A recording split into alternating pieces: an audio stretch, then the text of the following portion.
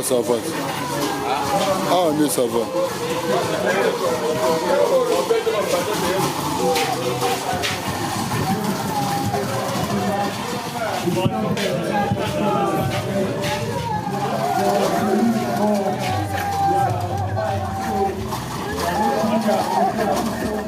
Ça va. Il faut rappeler.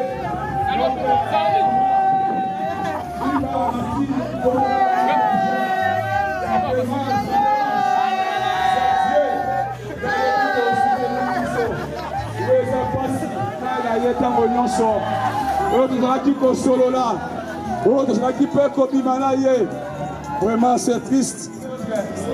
La vie sont chère. Les alliés passent. Nous sommes là combat, bandeko bazolela. Kokabwana o amiso. On nous a metté. Qui peut nous assister à ce qui nous a metté? Ça dérange. Oui, aujourd'hui, Babaleki Yazali Susuna Bissoté, dans quelques heures, Awa a occupé sa dernière demeure. Vraiment, ça fait mal. Pas si la mitema.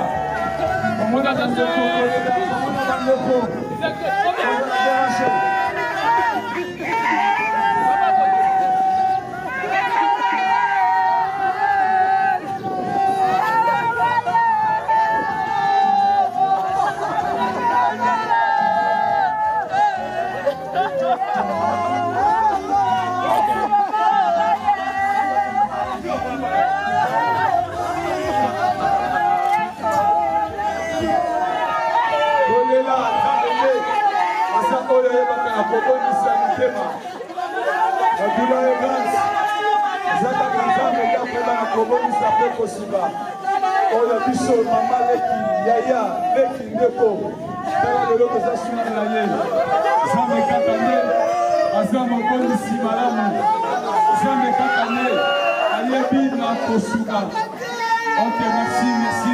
merci de votre temps.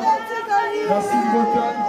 To regagner ma place na biso afin que to banda lulu.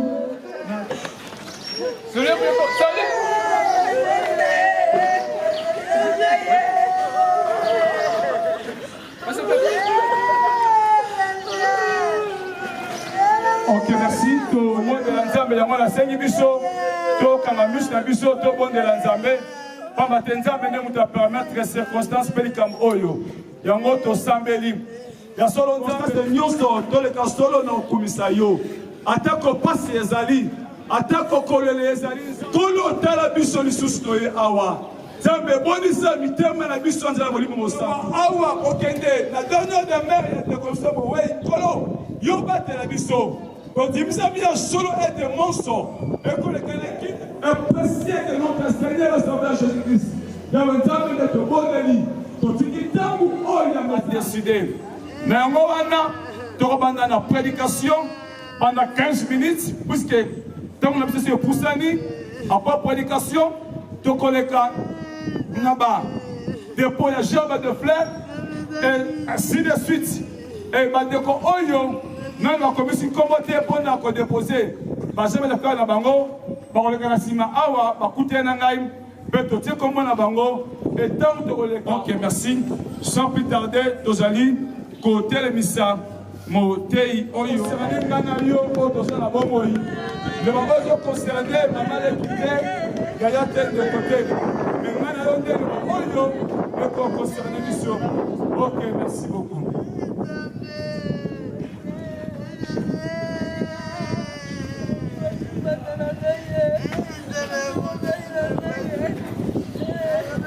S'il vous plaît, si on peut garder le silence.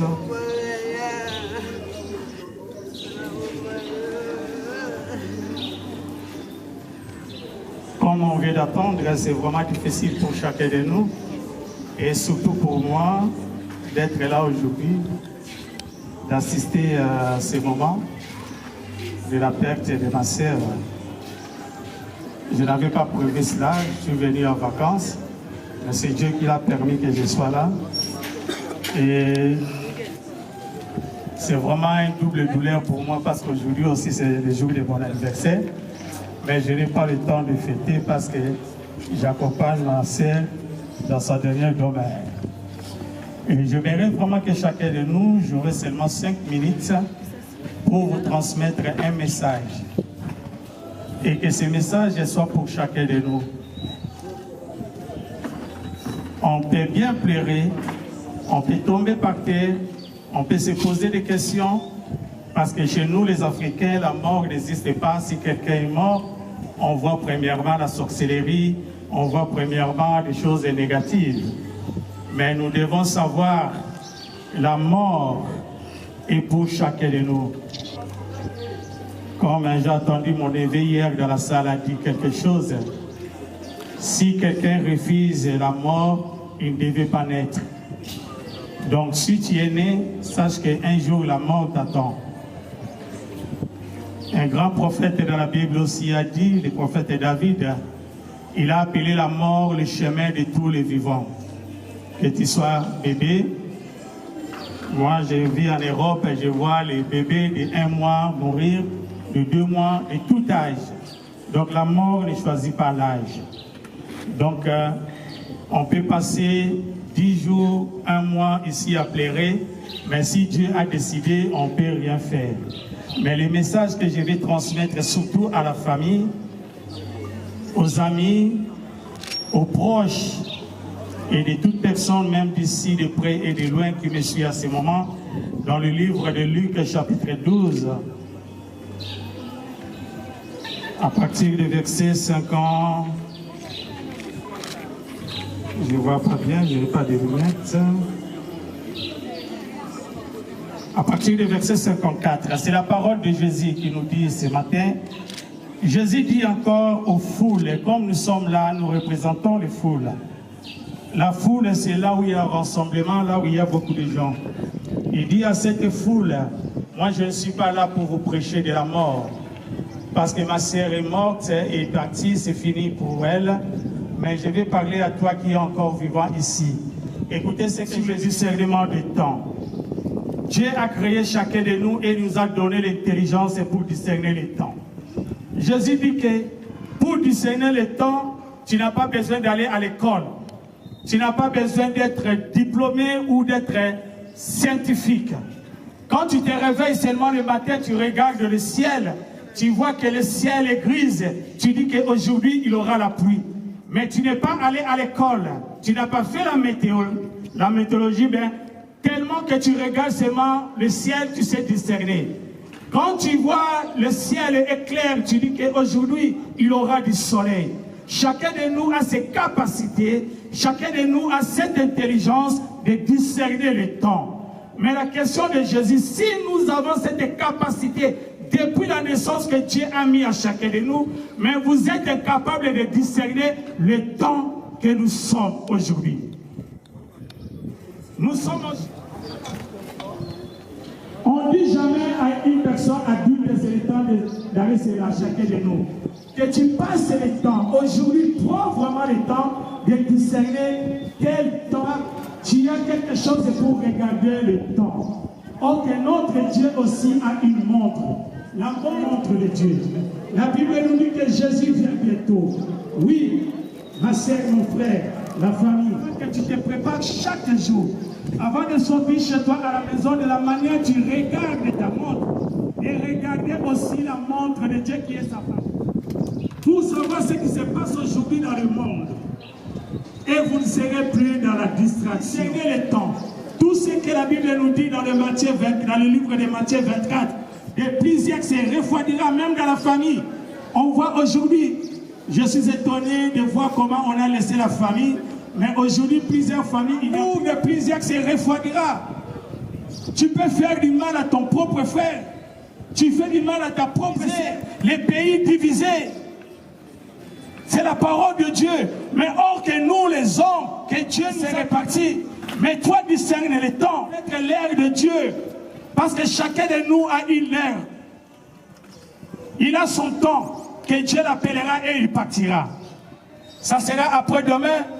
Mais si tu es toujours dans la distraction, tu ne vas rien comprendre.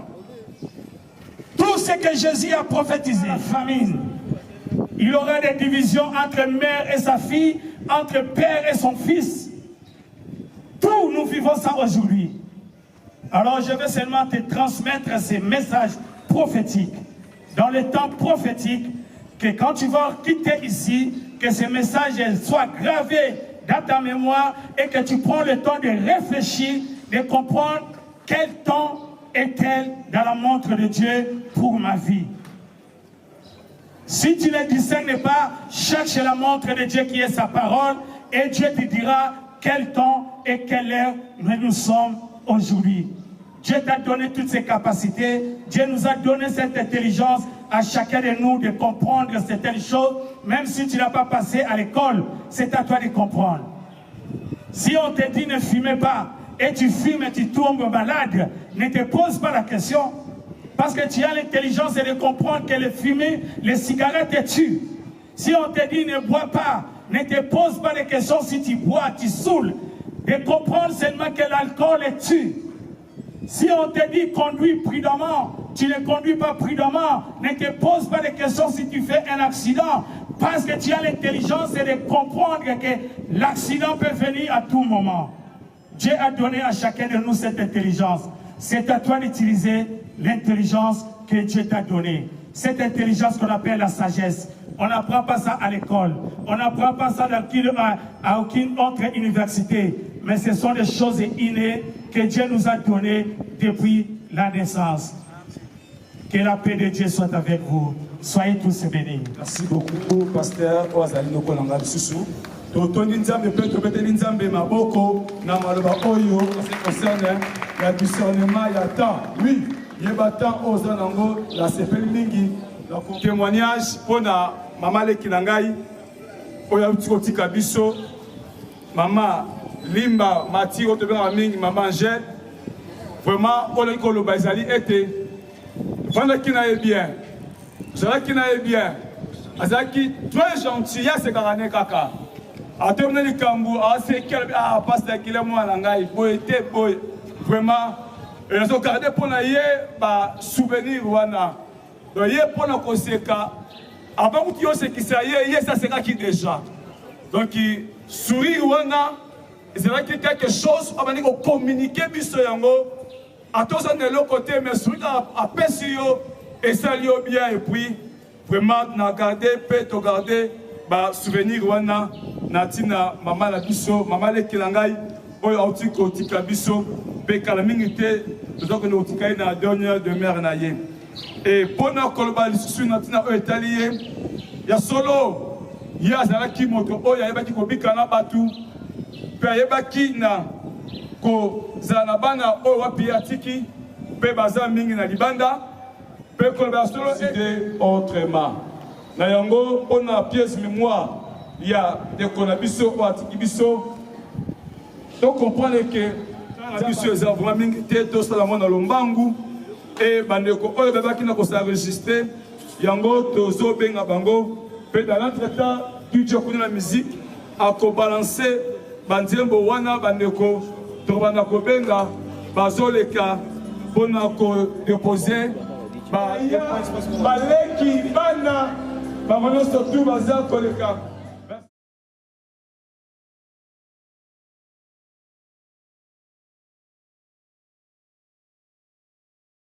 Maman la biso Limba Mati Angèle. Yango libo trésor koleka. Pasi na mutema ko déposer. Jambe de fleurs na bango. Biloko oyo bakanisa kite mais Dieu a jugé yango bongo. Le but de Kosala Nini, Nalika Moyo, le monde libre, Yaya Baleki, Angona, Bazali Koleka.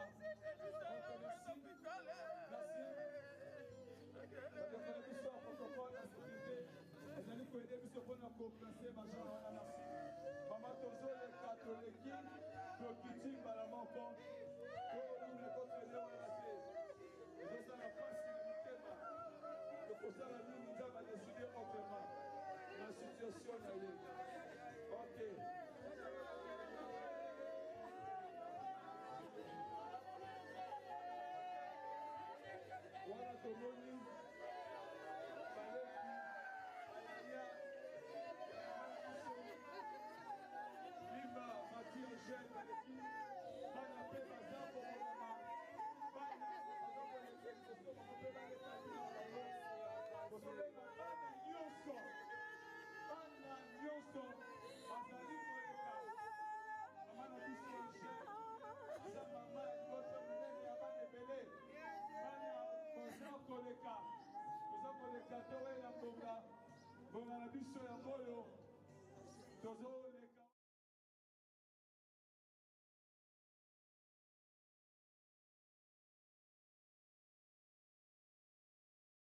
bazali koleka zali kozala pasi lelo bana bayebani kokabwana na mama na bango na mama beki mama kulutu tata mwasi ezali pasi na mitema na biso kaka nzambe yende ayebi na kokolisa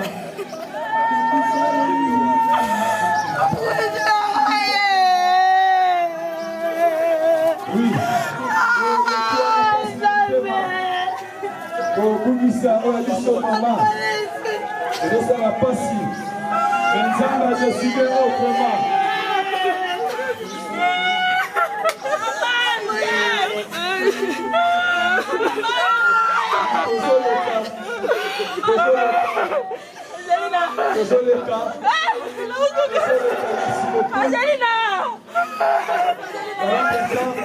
bana ya lingwala mpe bazobongama bana lingwala baza kosapete koya kodepose jean bango bana lingwala bango mpe bakanisaki banena ya bango bayebaki na kokola na ye kozala elongo bana lingwala mpe bazali koleka ezali pasi na motema kobungisa ya bango ndeko boni bana lingwala ndenge bazali koleka.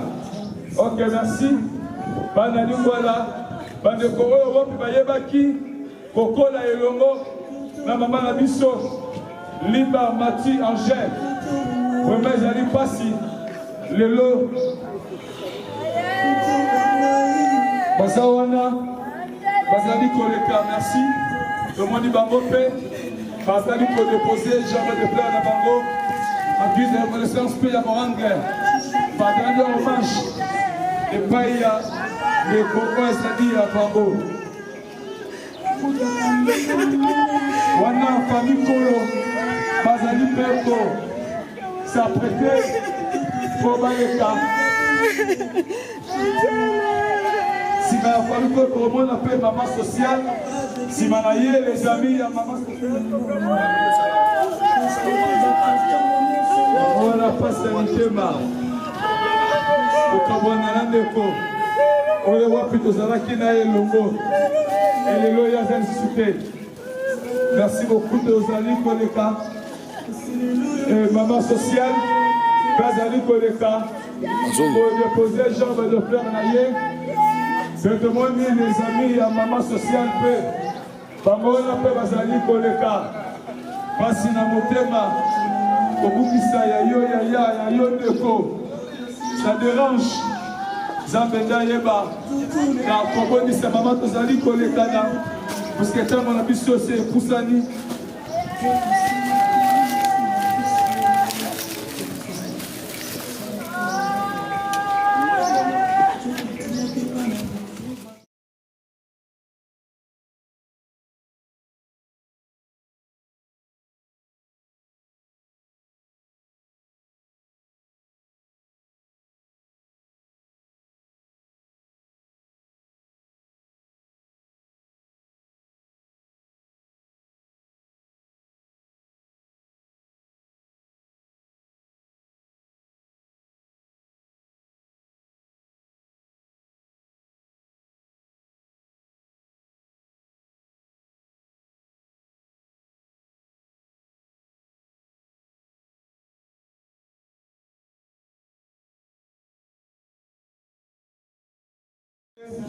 kotika tekolobiso wi bandeko tozali koleka wi tozalaki elongo na mama na biso toyebaki ye c'est le pas en te koasiste ye tolandi na matanga toleka lisusu wana ekozala malamu mingi me tozomona bandeko bazoleka organisation la présence de chacun de nous dans ce lieu. Nous allons accompagner notre sœur dans son dernier demeure, directement au cimetière de Kitambo. Et après l'enterrement, nous allons passer pour un vin d'honneur à Bandalungwa dans la salle de le restaurant La Grâce, je pense que vous connaissez. Donc nous allons nous retrouver là-bas. Donc là maintenant, ça sera la levée du corps et puis nous allons accompagner et nous allons partir. Mais avant de clôturer, j'aimerais vous demander si on peut seulement se lever pour 1 minute. Que tout le monde se mette debout. Je vois le monde faire une chose. Pour moi, je le fais toujours au contraire. À chaque fois, le monde dit qu'on garde 1 minute de silence pour la personne qui est décédée ou pour la personne qui est partie. Ça sera très difficile pour l'effacer. Alors, par reconnaissance, je ne vous demande pas de garder 1 minute de silence, mais je vous demanderai de faire 1 minute de bruit pour tout ce que nous avons partagé avec Angèle. Nous allons acclamer et pousser les cris pendant 1 minute à sa mémoire. Je vais pas entendre l'acclamation et des cris de joie. Ne garde pas silence. Si tu gardes le silence, ça veut dire que vous oubliez la personne. Le monde garde le silence parce qu'ils oublient les morts. Mais nous n'oublions pas nos morts et nous acclamons pour la gloire de Dieu. Que le nom de Jésus soit élevé, que vous soyez bénis et que cette fête de l'année soit pour le nom de Jésus-Christ aplanisse vos chemins, notre route jusqu'au cimetière soit tous protégés par le sang unique, le sang puissant de Jésus-Christ. Que Dieu vous bénisse. Si nous pouvons dire nous tous ensemble 3 fois Amen. Amen. Amen. Amen. Soyez bénis.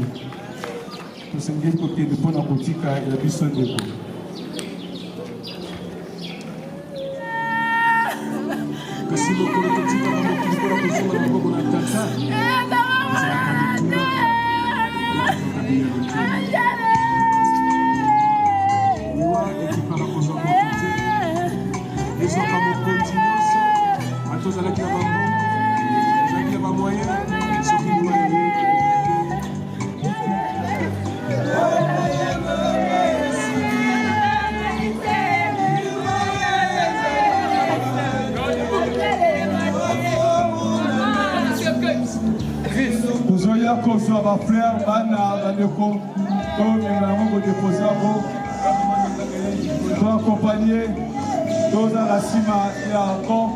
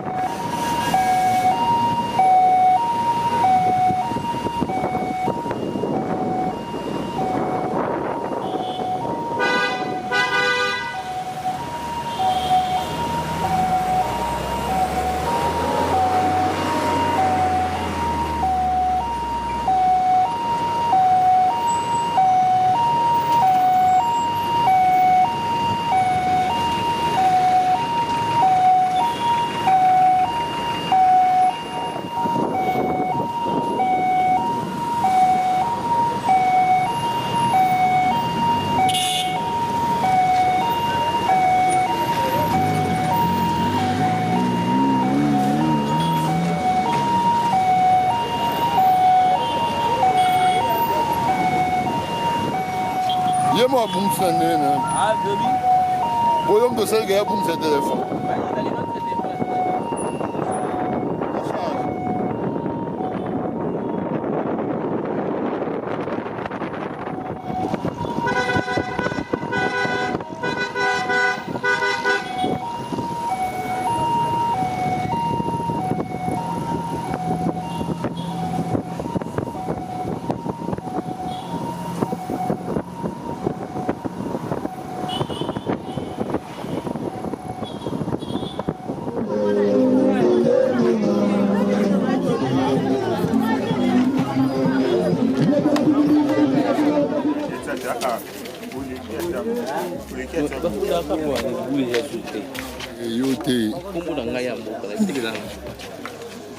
Mais il faut que vous racontez la bataille na bango. Ah bah toi on va fonder sous bateau place au thé, on va continuer comme ils sont méchants. Jonathan, Tiens, et vous êtes à 20 minutes pour moi.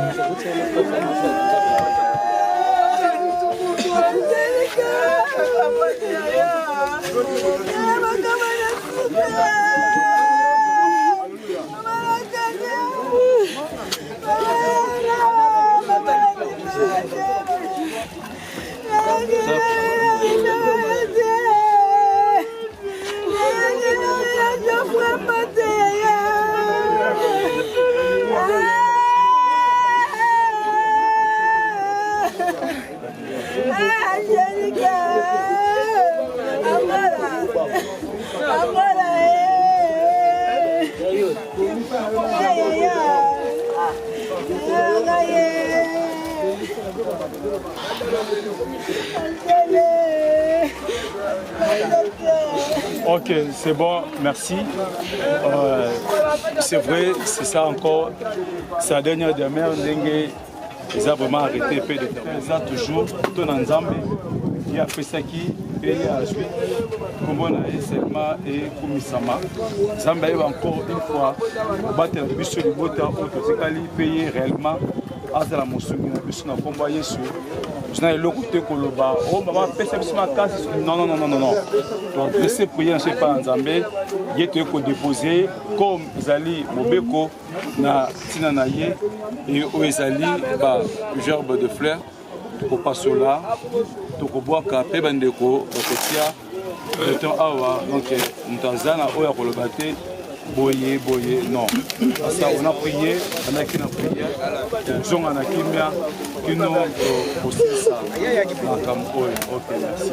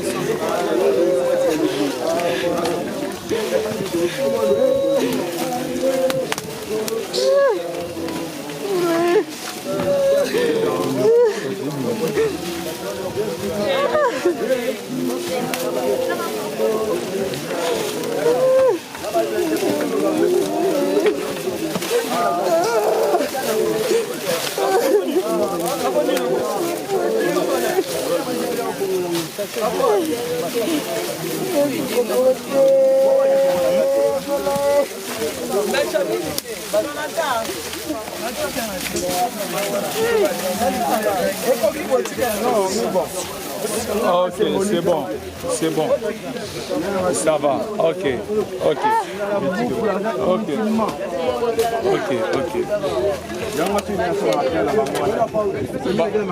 Frère. Jonathan. Non, on a fini.